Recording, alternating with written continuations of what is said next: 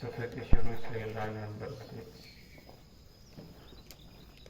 سورۃ آل عمران کی آیت نمبر 65 سے اعوذ باللہ من الشیطان الرجیم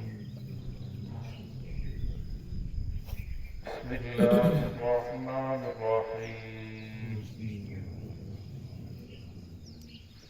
ہاں انتم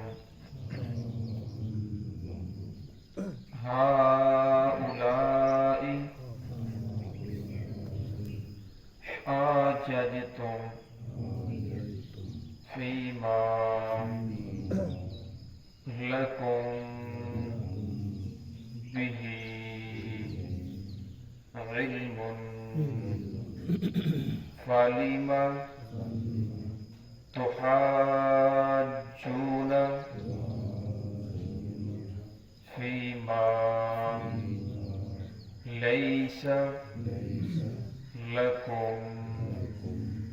به علم والله يعلم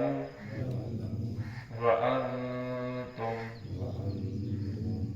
لا تعلمون ما كان إبراهيم يهوديا ولا نصرانيا ولكن كان حنيفا مسلما وما كان من المشركين إن أولى الناس بإبراهيم للذين اتبعوه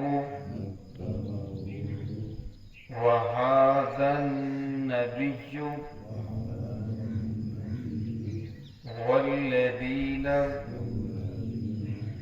آمنوا والله ولي المؤمنين. بسم الله الرحمن الرحيم ها أنتم هؤلاء حاججتم فيما لكم به علم فلم تحاجون فيما ليس لكم به علم والله يعلم وأنتم لا تعلمون ما كان إبراهيم يهوديا ولا نصرانيا ولكن كان حنيفا مسلما وما كان من المشركين إن أولى الناس بإبراهيم للذين اتبعوه وهذا النبي والذين آمنوا والله ولي المؤمنين. ہاں انتم ہؤلاء حاججتم تم ہی ہو جو جھگڑا کرتے ہو فیما لکم بہ علم ان چیزوں کے بارے میں جن کا تمہارے پاس کچھ نہ کچھ علم تھا. فلم تحاجون پھر تم کیوں جھگڑا کر رہے ہو فیما لیس لکم بہ علم ان چیزوں کے بارے میں جن کا تمہارے پاس کچھ بھی علم نہیں ہے. واللہ یعلم اللہ رب العزت جاننے والے ہیں. وانتم لا تعلمون اور تمہیں کچھ بھی علم نہیں ہے. ما کان ابراہیم نہیں تھے ابراہیم علیہ السلام یہودیم ولا نصرانیم نہ یہودی نہ عیسائی ولیکن کان حنیفا مسلما لیکن وہ یکسوئی کے ساتھ اللہ رب العزت کی فرما برداری کرنے والے تھے، ایک طرف ہونے والے تھے. وما کان من المشرکین اور نہ ہی وہ مشرکین میں سے تھے. ان اول الناس بابراہیم، بے شک لوگوں میں سے زیادہ قریب ابراہیم علیہ السلام کے، للذین اتبعوہ، وہ لوگ ہیں جنہوں نے ان کی اتباع کی، وہذا النبی، اور یہ ہمارے پیارے نبی ہے محمد رسول اللہ صلی اللہ علیہ وسلم،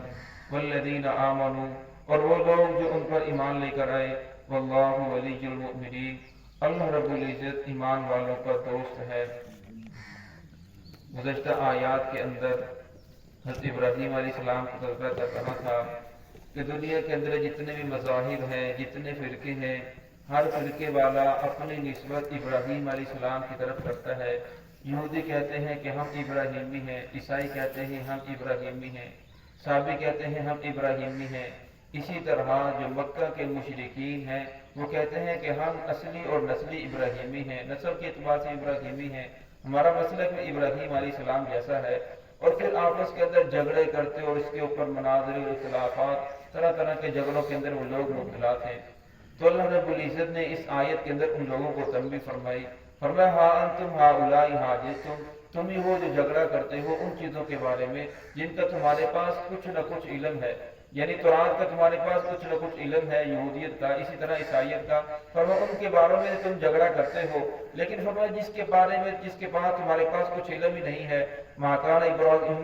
فرمایا فلم تحاجون فیما لیس لکم بہ علم، اس چیز کے بارے میں کیوں جھگڑا کرتے ہو جس کا تمہارے پاس کچھ بھی علم نہیں ہے۔ یعنی ابراہیم علیہ السلام تو تم سے ہزاروں سال پہلے دنیا کے اندر آئے اور چلے گئے، اور تمہارے پاس ابراہیم علیہ السلام کے بارے میں کچھ بھی علم نہیں ہے، اور تم ابراہیم علیہ السلام کی اپنی طرف نسبت کر رہے ہو۔ تو فرمایا ابراہیم علیہ السلام تمہارے جیسے نہیں تھے، واللہ یعلم وانتم لا تعلمون، اللہ رب العزت کو زیادہ معلوم ہے، تم جاننے والے نہیں ہو، تمہارا علم اللہ رب العزت کے علم کے مقابلے میں کچھ بھی نہیں ہے۔ اللہ کو معلوم ہے کہ ابراہیم علیہ السلام کون تھے۔ آگے پھر اس کا تذکرہ فرمایا، فَلَمَّا كَانَ إِبْرَاهِيمُ يَهُودِيًّا، ابراہیم علیہ السلام یہودی بھی نہیں تھے، وَلَا نَصْرَانِيًّا، اور اسی طرح ابراہیم علیہ السلام نصرانی یعنی عیسائی بھی نہیں تھے، وَلَٰكِنْ كَانَ حَنِيفًا مُسْلِمًا، لیکن ابراہیم علیہ السلام فرما برداری کرنے والے تھے، یکسوئی کے ساتھ ایک طرف ہونے والے۔ تو یہاں جو عیسائیت کی یا یہودیت کی نفی کی جا رہی ہے، یہ ان کا خود ساختہ مذہب تھا،